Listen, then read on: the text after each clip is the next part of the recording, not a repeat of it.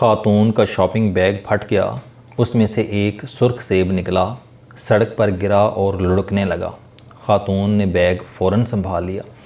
میرا motor cycle اس motor cycle کے پیچھے تھا۔ وہ غالباً میاں بیوی تھے اور سیب خرید کر گھر جا رہے تھے۔ خاوند موٹر سائیکل چلا رہا تھا جبکہ بیوی گود میں سیبوں کا بیگ رکھ کر بیٹھی تھی۔ بیگ پھٹ گیا اور اس میں سے ایک سیب نکل کر سڑک پر لڑکنے لگا۔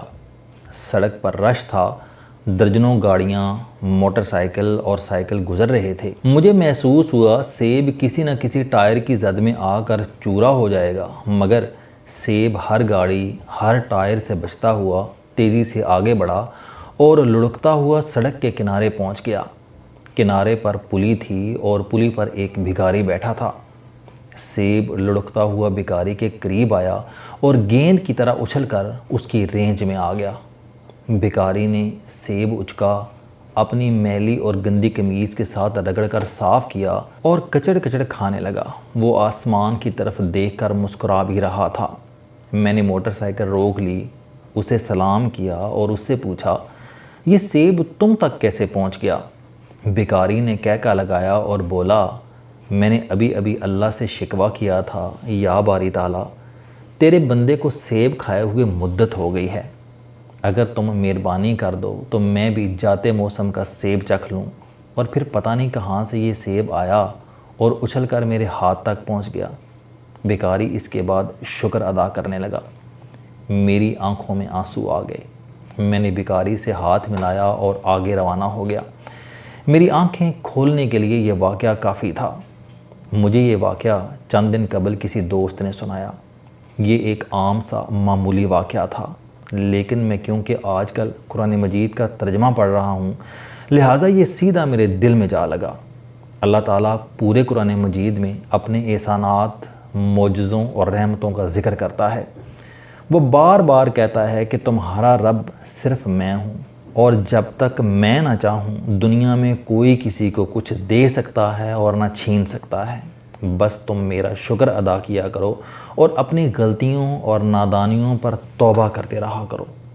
میں جوں قرآن پاک پڑھتا جا رہا ہوں، میری آنکھیں کھلتی جا رہی ہیں۔ یہ روشنی، یہ رغبت اور یہ ہدایت بھی صرف اور صرف اسی کی عنایت ہے۔ یہ بھی صرف اسی کا کرم، اسی کا رحم ہے۔ اللہ نے قرآن مجید میں 2 بار فرمایا، نصیحت کو صرف عقل والے قبول کرتے ہیں۔ کیا شاندار اور لازوال فرمان ہے۔ بے شک عقل اور نعمت اللہ کی بہت بڑی عنایت ہے۔ ہم اس کی مرضی اور اجازت کے بغیر اس کا نام تک نہیں لے سکتے۔ میں نے بہرحال اس حالت میں یہ واقعہ سنا اور میری آنکھوں میں آنسو آ گئے۔ اللہ تعالیٰ کس طرح چھوٹے چھوٹے واقعات سے اپنے ہونے کا ثبوت دیتا ہے۔ میرے پاس چند برس قبل ایک گورا سیاہ آیا۔ یہ اسکردو ایکسپلور کرنے پاکستان آیا تھا۔ کسی دوست نے اس کا میرے ساتھ رابطہ کرا دیا۔ میں نے اس کے سامنے چائے اور پکوڑے رکھ دیے۔ وہ بڑی دیر تک دونوں چیزوں کو دیکھتا رہا اور پھر شرما کر پوچھا، کیا آپ اپنے تمام مہمانوں کو یہی 2 چیزیں پیش کرتے ہیں؟ میں نے مسکرا کر جواب دیا، نہیں، یہ پہلا موقع ہے۔ ہم عموماً اپنے مہمانوں کو چائے کے ساتھ میٹھا پیش کرتے ہیں۔ میری بیوی نے آج اچانک بغیر کسی وجہ کے پکوڑے بنا دیے اور میں نے یہ اٹھا کر آپ کے سامنے رکھ دیے۔ اس نے پہلو بدلا اور بولا، میں نے اسکردو میں چند لوگوں کو دودھ والی چائے کے ساتھ یہ چیز یعنی پکوڑے کھاتے دیکھا تھا۔ میں نے اس وقت سوچا تھا کہ میں اگر دوبارہ یہاں آیا تو میں یہ ضرور ٹرائی کروں گا۔ آپ کے گھر آتے ہوئے میں یہی سوچ رہا تھا۔ آپ نے جب یہ دونوں چیزیں میرے سامنے رکھیں تو میں حیران رہ گیا اور میں نے سوچا یہ محض اتفاق ہے یا پھر آپ لوگ جادوگر ہیں۔ میں نے کہکا لگا کر جواب دیا، یہ محض اتفاق ہے۔ اس نے بھی جواب میں کہکا لگایا اور اس کے بعد جی بھر کر پکوڑے انجوائے کیے۔ میرے ایک دوست صدقے اور خیرات کے معاملے میں بڑا کھلا دل رکھتے ہیں۔ یہ روزانہ صدقہ بھی کرتے ہیں اور خیرات بھی دیتے ہیں۔ میں نے ان سے ایک دن وجہ پوچھی تو ان کا جواب تھا کہ میں بچپن میں انتہائی کنجوس تھا۔ میں کسی کو پانی کا گلاس تک پلانے کے لیے راضی نہیں ہوتا تھا۔ آج سے 7 سال قبل میری رقم کسی کے پاس پھنس گئی۔ میں نے دفتر میں بیٹھے بیٹھے سوچا، اگر مجھے یہ رقم مل گئی تو میں اس میں سے 10% اللہ کی راہ میں دے دوں گا۔ مجھے اگلے ہی دن رقم مل گئی۔ میں کنجوس تھا، لہٰذا میں وعدے سے پھرنے لگا، لیکن پھر ایک عجیب واقعہ پیش آیا۔ میرا کلرک میرے پاس آیا اور اس نے کہا کہ سر، میں نے اپنی بیٹی کی یونیورسٹی کی فیس ادا کرنی ہے، آپ مجھے ایڈوانس دے دیں اور بعد ازاں یہ رقم تھوڑی تھوڑی کر کے میری تنخواہ سے کاٹ لیجئے گا۔ میں نے برا سا منہ بنا کر اس سے پوچھا، تمہیں کتنی رقم چاہیے؟ اس نے جیب سے فیس چالان نکال کر میرے سامنے رکھ دیا۔ اس پر 52,403 روپے لکھے تھے اور یہ رقم بالکل اتنی تھی جتنی میں نے صدقہ کرنی تھی۔ میں نے اسے پیغام ربانی سمجھا اور فوری طور پر اسے ادائیگی کر دی۔ میں نے اگلی مرتبہ 20,000 روپے میز پر رکھے اور کسی ضرورت مند کا انتظار کرنے لگا۔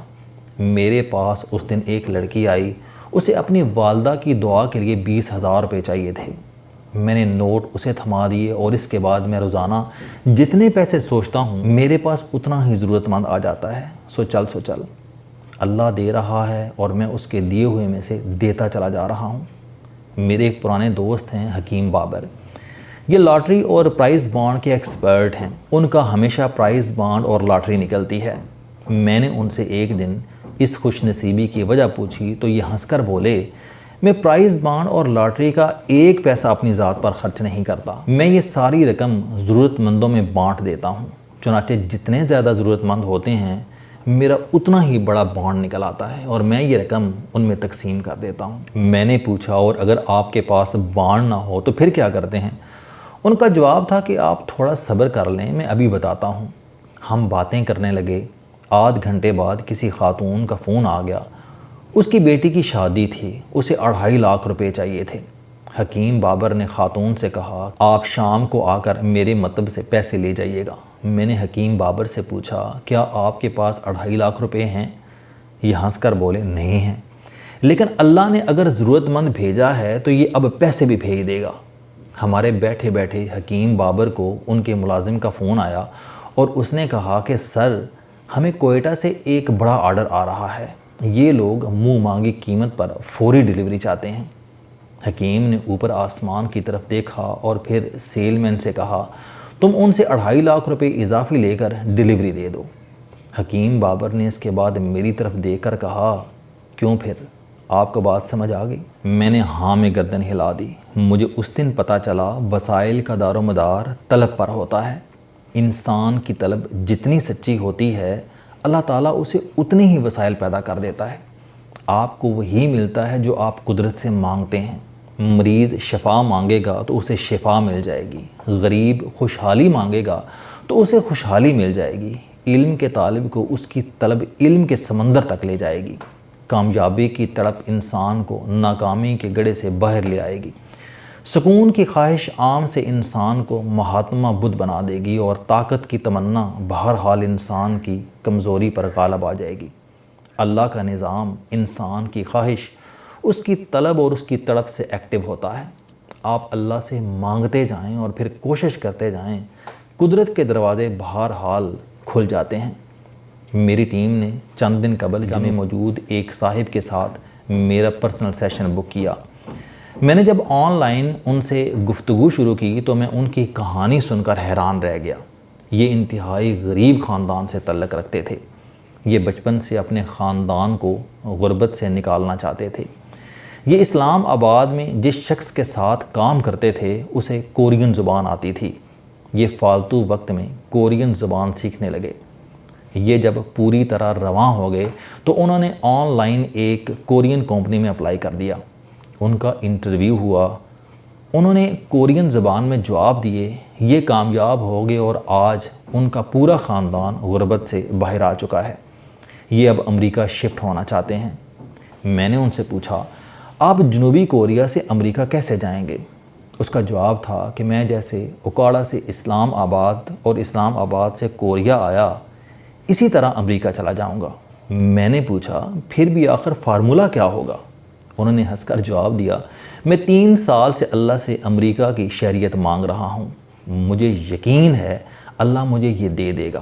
میں نے ان سے اتفاق کیا، کیونکہ میں بھی سینکڑوں مرتبہ تجربہ کر چکا ہوں کہ اللہ مانگنے والوں کو کبھی مایوس نہیں کرتا۔ اللہ کے دربار میں انکار ہے ہی نہیں، بس طلب سچی اور تڑپ کھری ہونی چاہیے۔ قدرت انسان کو کبھی مایوس نہیں کرتی۔ السلام علیکم۔ آپ اسٹوڈنٹ ہیں، کوئی جاب کرتے ہیں، کاروبار کرتے ہیں، یا پھر آپ گھریلو زندگی گزار رہے ہیں۔ اگر آپ اپنی زندگی کو بدلنا چاہتے ہیں تو اس چینل علم دوستی پر آپ زندگی میں کامیابی کے لیے جاوید چوہدری صاحب کے موٹیویشنل، سوشل، سیلف ڈسکوری سے ریلیٹڈ اور صحت سے متعلق بے شمار کالم سن سکتے ہیں۔ میرا دعویٰ ہے کہ یہ چینل آپ کی زندگی بدل دے گا۔ اس چینل کا مقصد اچھی باتیں معاشرے میں پھیلانا ہے اور اچھی بات کو دوسروں تک پہنچانا صدقہ جاریہ ہے۔